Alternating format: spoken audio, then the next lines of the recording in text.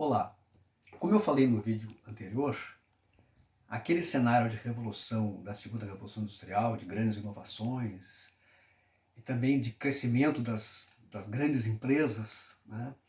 Isso gerou o quê? Gerou a criação de grandes escritórios de direito, exatamente para atender essa nova situação mais complexa de contratos, de ações, de associações de capitais, etc., para regular isso aqui. Também grandes escritórios de contabilidade, a contabilidade se sofisticou muito, exatamente como tu opera tudo isso, como que tu controla, a controladoria começa aí a jogar um certo papel, sem falar dos cursos de engenharia, principalmente na área de mecânica, mas também na área de eletricidade, etc. Então, várias outras disciplinas e profissões começam a tomar corpo. Claro que nessa euforia também tinha exatamente esses elementos de instabilidade, tá? Porque não tinha regulação, a economia sujeita aos solavancos, os salários eram muito baixos, condições de trabalho muito ruins, as disputas internacionais eram muito fortes. Então, o que aconteceu?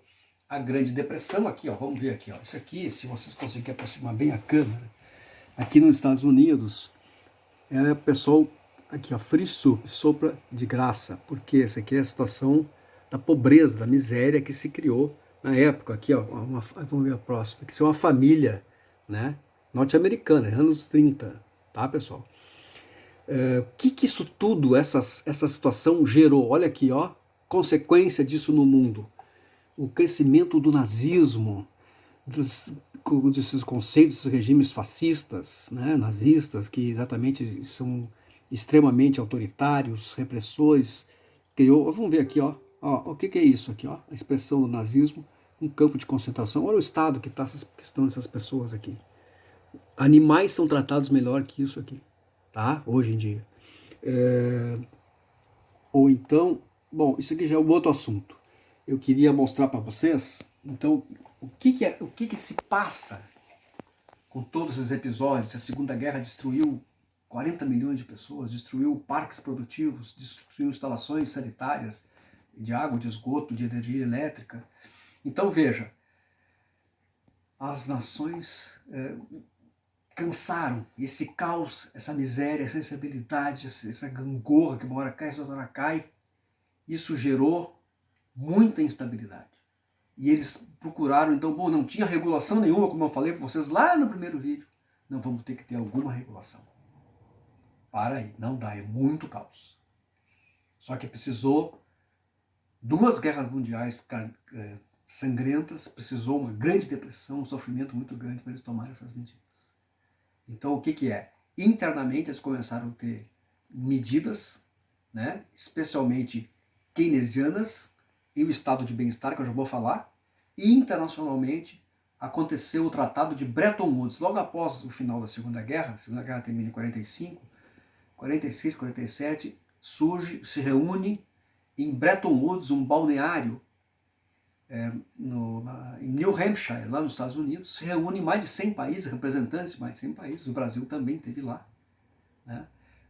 E decidem fazer um tratado internacional, o famoso Tratado de Bretton Woods. Ele leva o nome da cidade onde aconteceu. Normalmente, quando vê o nome, é o lugar onde aconteceu, tá, pessoal?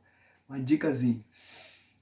Então, nesse tratado, eles, bom, vamos criar alguma forma de convivência mais harmônica para evitar esse monte de conflitos. E uma das primeiras coisas é então ter uma moeda de troca estável. Os Estados Unidos pressionaram e conseguiram impor o dólar como moeda internacional. Veja que muitos países não quiseram, os ingleses, o Keynes não queria, eles queriam, uma proposta era uma moeda baseada numa cesta de moedas. Mas acontece que as economias da Europa e o Japão, todas arrasadas, acabaram aceitando. Os Estados Unidos tinha muito poder, o país que mais cresceu nessa época, não se deu bem com a guerra, como se diz, tinha quase a metade do PIB do mundo naquele momento, quase 80% do ouro do mundo, sabe-se lá como que ele conseguiu uma boa parte desse ouro, mas bom, então tinha força. Então nessas condições, o dólar passou a ser moeda internacional, de referência, de troca e de tesouramento também.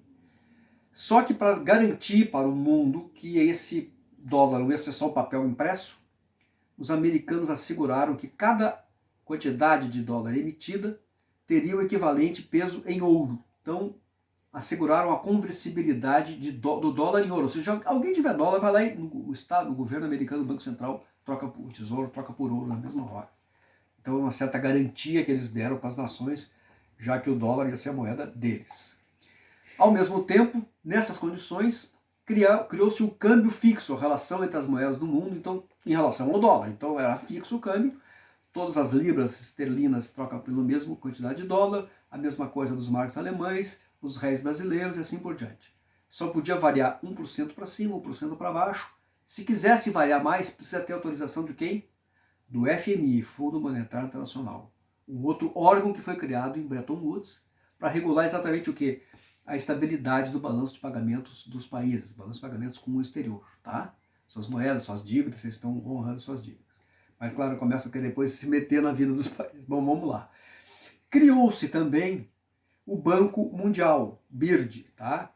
Que financiou muito a reconstrução, infraestrutura, até na Europa financiou, também aqui na América do Sul, como no Brasil. Claro que às vezes acontecia isso, financiamento aparecia para fazer uma estrada aqui no Brasil, mas às vezes as condições eram tais que tocava, o governo tinha que meio que se obrigar de contratar uma empreiteira francesa, inglesa, americana. Então, bom, mas isso aí. E o outro organismo que foi criado na época foi o GATT. GATT é o nome da época, nome em inglês, tá?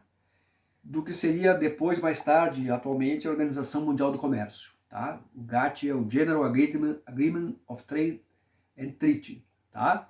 Então é isso que eles... É um tratado de regulação do comércio internacional.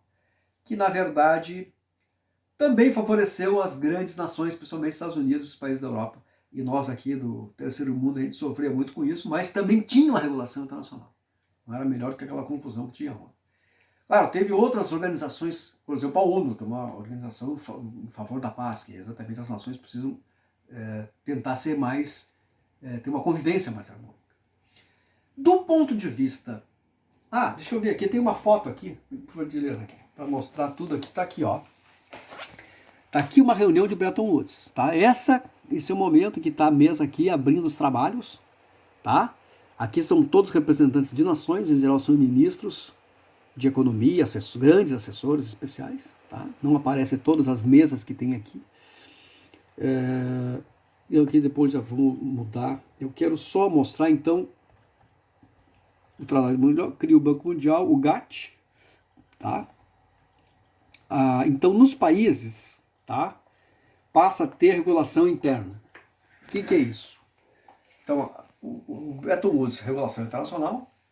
Internamente, o keynesianismo que eu já expliquei para vocês. Ação anticíclica em caso de depressão, ou seja, tu tem um estímulo para que os empresários consigam reagir, ter aquela expectativa positiva para a economia e também o socorro que o governo dá aos desempregados, tu gera demanda, que também ajuda os empresários, que volta, faz a economia girar.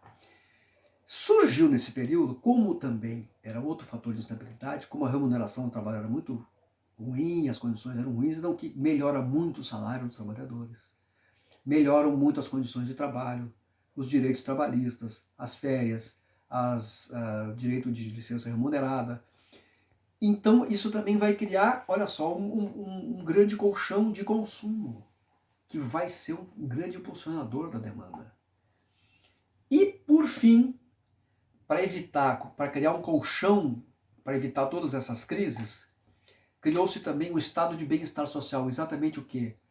Para enfrentar essa situação. Então criou o quê? Escola pública para os filhos dos trabalhadores terem acesso. Saúde pública para a pessoa poder ser atendida a qualquer momento. Previdência pública para pessoas idosas poderem se aposentar, não ficar vivendo de esmolas. Então seguro-desemprego. Então foi criada uma série de estruturas que tipo assim, um colchão social, proteção para o lado mais frágil, né? Então tudo isso, todo esse processo gerou o quê? Um crescimento econômico espantoso. São chamados anos dourados no pós-Segunda Guerra Mundial. E uma melhora de vida, eu diria que talvez, certamente não houve na história do mundo um nível, claro, principalmente os países desenvolvidos, tá pessoal? Um nível, uma melhora de condições de vida desde o filho do trabalhador virar engenheiro, ou seja, uma ascensão social.